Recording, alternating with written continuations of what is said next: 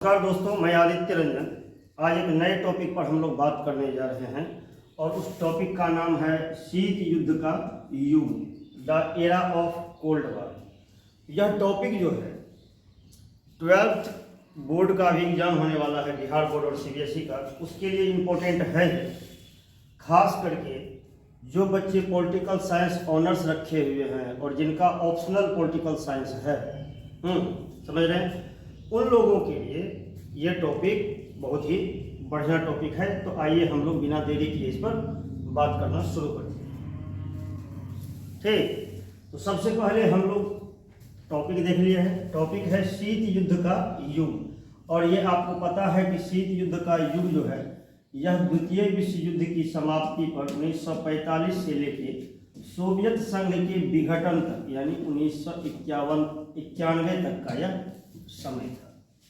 ठीक, तो सबसे पहले हम लोगों को यह जानना होगा कि शीत युद्ध है क्या, व्हाट इज कोल्ड वॉर।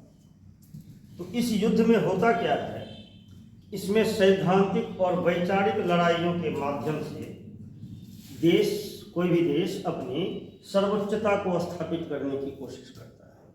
ठीक, इसमें दो देश आपस में प्रत्यक्ष रूप से लड़ाई नहीं लड़ते, प्रत्यक्ष कार्रवाई कहीं नहीं होती है, लेकिन दोनों ही देश अपनी सर्वोच्चता को स्थापित करने के लिए परोक्ष रूप से सैद्धांतिक स्तर पर कई तरह की लड़ाइयाँ लड़ते हैं। और इस स्थिति में तनाव इस कदर बढ़ जाता है कि लगता है कि फिर से कोई तीसरा विश्व युद्ध ना शुरू हो जाए। इसी तनाव के समय को हम लोग एक शीत युद्ध के नाम से जानते हैं। और यह शीत युद्ध की जो शुरुआत हुई, ये पहले ही बता दिया गया है कि द्वितीय विश्व युद्ध की समाप्ति यानी 1945 के बाद शुरू हुई। और यह शीत युद्ध में दो देश आपस में वैचारिक लड़ाई में उलझे हुए थे, और वो दो देश कौन थे? एक था संयुक्त राज्य अमेरिका यानी यूएसए, और दूसरा था सोवियत संघ यानी यूएसएसआर। और यह दोनों देशों की विचारधाराएं अलग अलग थी। ठीक, यूएसए पूंजीवाद का समर्थक था, जबकि यूएसएसआर जो था वह साम्यवाद का समर्थक था। इसी वैचारिक मतभेद के कारण दोनों देशों के बीच जो तनावपूर्ण संबंध 45 से लेकर 91 तक चले, जो कि विश्व के कई क्षेत्रों में दोनों के बीच तनाव देखने को मिलते हैं, वो आगे हम लोग बात करेंगे तो समझेंगे। यही तनाव के समय को शीत युद्ध कहते हैं, और शीत युद्ध में यही दोनों देश मुख्य रूप से उलझे हुए थे। और जब आप मैप को देखेंगे तो यूएसए जो है, ये पश्चिमी गुट का नेतृत्व कर रहे थे। यूएसएसआर जो थे ये पूर्वी गुट का नेतृत्व कर रहे थे। संयुक्त राज्य अमेरिका यानी यूएसए ये पूंजीवादी गुट का लीडर था। ठीक, और यूएसएसआर जो था ये साम्यवादी गुट का लीडर था। और इन्हीं दोनों देशों के बीच सैद्धांतिक और वैचारिक लड़ाई, ताकि वर्तमान विश्व में इन दोनों की सर्वोच्चता स्थापित हो सके। तो इसलिए इन दोनों के बीच जो एक कंट्राडिक्शन पैदा हुआ, एक जो मतभेद पैदा हुआ, उसे ही हम शीत युद्ध के नाम से जानते हैं। ठीक है, अब हम लोग देखते हैं कि आखिर शीत युद्ध के उत्तरदायी कारण क्या थे। ऐसे कौन से फैक्टर्स थे जिस कारण से कि दोनों देशों के बीच इस तरह के तनावपूर्ण संबंध हो गए। जबकि आप यह जानते होंगे कि प्रथम विश्व युद्ध और द्वितीय विश्व युद्ध में दोनों देश यूएसए और यूएसआर दोनों मित्र राष्ट्र के साथ मिलकर लड़ाई लड़ी थी। ठीक, लेकिन ऐसी क्या परिस्थितियां उत्पन्न हुई कि द्वितीय विश्व युद्ध के बाद दोनों देश अपनी वैचारिक लड़ाई के लिए शीत युद्ध जैसे तनावपूर्ण संबंध तक पहुंच गए। तो इनके कारणों में सबसे प्रमुख कारण को ले लेते हैं, तो सबसे बड़ी कारण यही है प्रतिद्वंद्वता की भावना। क्योंकि द्वितीय विश्व युद्ध के बाद कई सारे शक्तियों का पतन हो गया, द्वितीय विश्व युद्ध तक ब्रिटेन, इनका भी लगभग पतन हो गया, बहुत सारे कर्ज में ये डूब चुके थे, दो युद्ध लड़ चुके थे। दूसरा नाजी जर्मनी, इनका भी पतन हो गया था। उसके बाद फांसीवादी इटली, इनका भी पतन हो गया था। एक तरह से विश्व में शक्ति का जो था एक गैप बन गया था, एक क्या कह सकते हैं उसको कि खालीपन आ गया था। उस खालीपन को भरने के लिए इन दोनों देशों के बीच प्रतिद्वंद्विता की लड़ाई जो शुरू हुई, यह लड़ाई शीत युद्ध के नाम से प्रसिद्ध हो गई। अब यह प्रतिद्वंद्विता की लड़ाई कोई एक चीज नहीं है, इसके लिए कई सारी चीजों को हमें देखना पड़ेगा। सबसे पहला पॉइंट जिसमें हम लोग देखेंगे सैद्धांतिक मतभेद। अगर आप लोग लिखना चाहते हैं तो कॉपी कलम अपने पास में रखिए और ये लिख दीजिए कि शीत युद्ध के उत्तरदायी कारण, और उत्तरदायी कारण में सबसे पहले लिख दीजिए सैद्धांतिक मतभेद। जैसा कि पहले ही बताया जा चुका है कि दोनों देश का नेचर, दोनों देश की प्रकृति अलग अलग थी। यूएसए पूंजीवाद थे, पूंजीवादी व्यवस्था को फॉलो कर रहे थे। यूएसएसआर साम्यवादी व्यवस्था को फॉलो कर रहे थे। दोनों के सिद्धांत अलग अलग थे, दोनों की चरित्र और दोनों की प्रकृति अलग अलग थी। इस कारण से दोनों देशों के बीच अपना अपना सिद्धांत और अपना अपना विचार को बढ़ावा देने के लिए दोनों देशों के बीच प्रतिद्वंद्विता की भावना बढ़ गई, जिस कारण से शीत युद्ध जैसी नौबत आ गई। ठीक।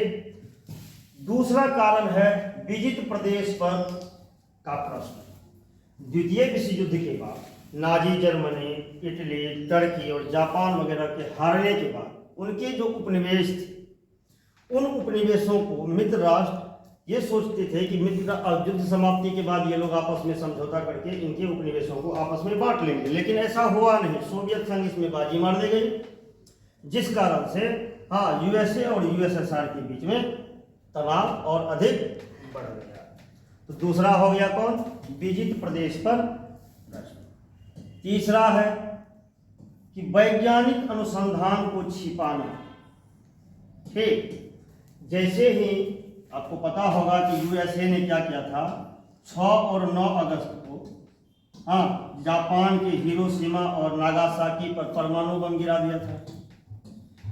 ठीक। यूएसए और यूएसएसआर दोनों एक ही गुट में थे।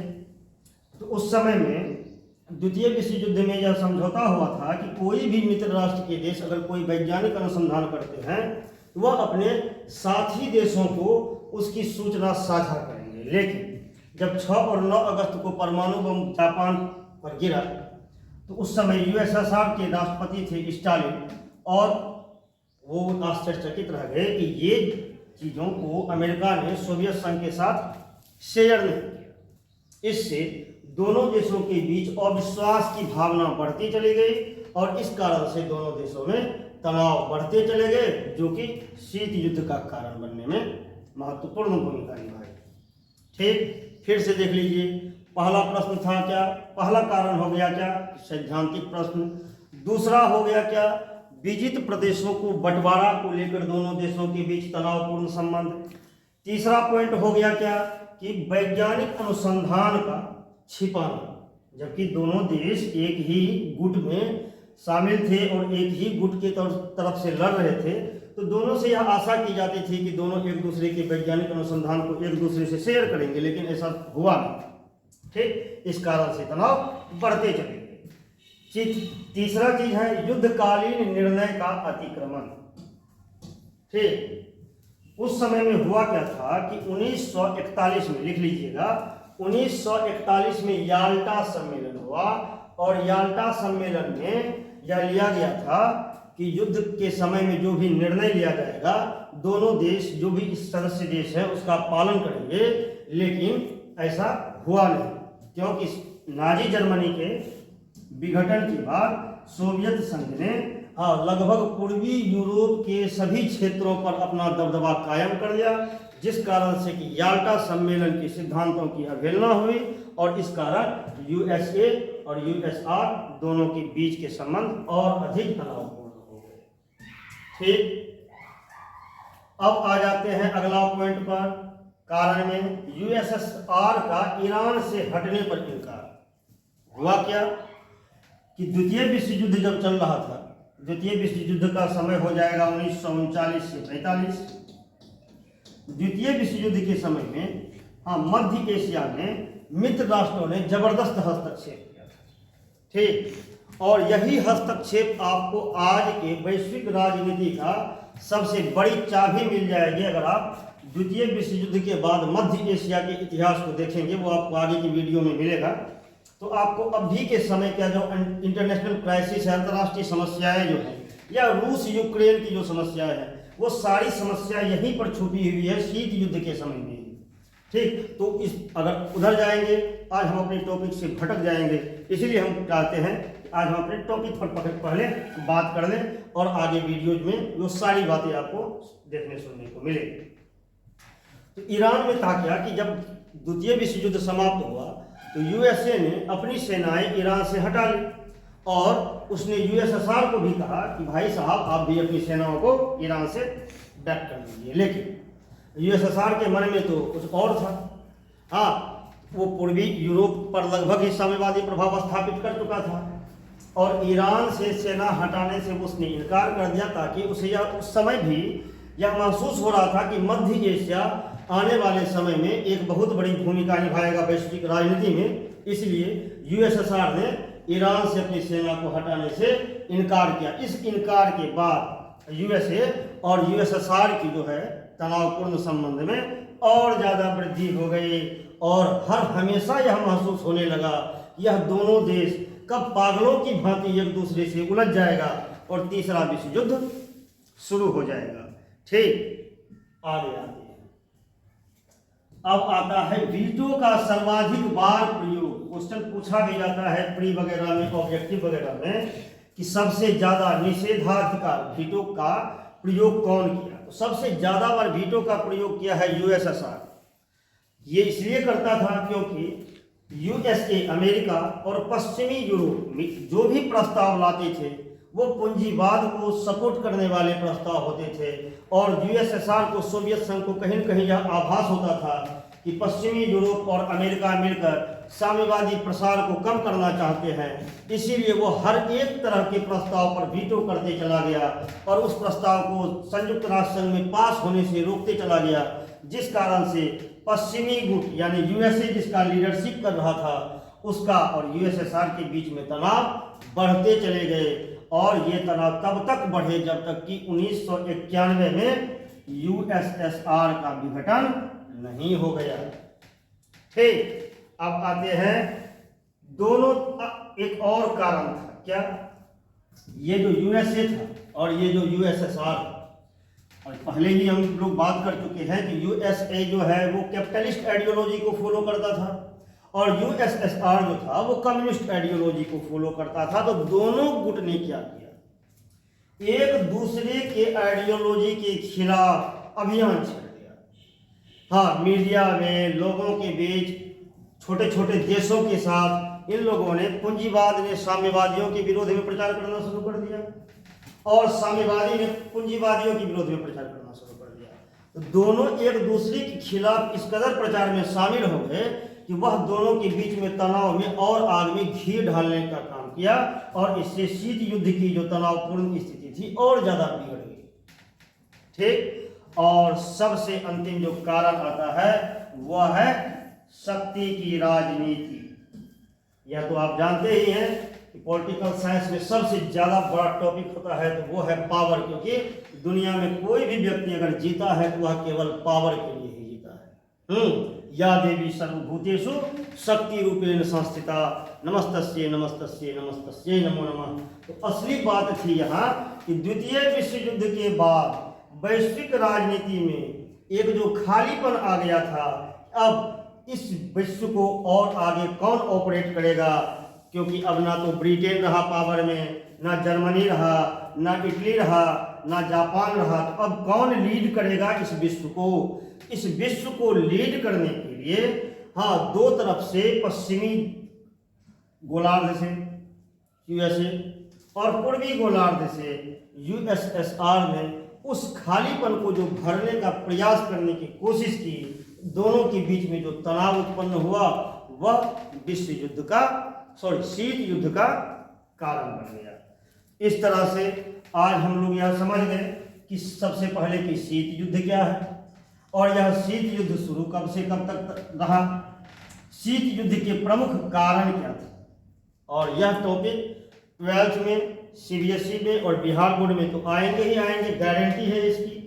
और जिनका पॉलिटिकल साइंस ऑनर्स है या जो सिविल में पॉलिटिकल ऑप्शनल लेके आगे बढ़ना चाहते हैं, उनके लिए ये एक अच्छा टॉपिक है। कैसा लगा आपको ये वीडियो, इसमें क्या कमी रह गई है आप हमें बताएंगे, ताकि अगले वीडियो में हम अपनी उस कमियों को दूर करते हुए आपके सामने बेहतर तरीके से प्रस्तुत हो सके। धन्यवाद।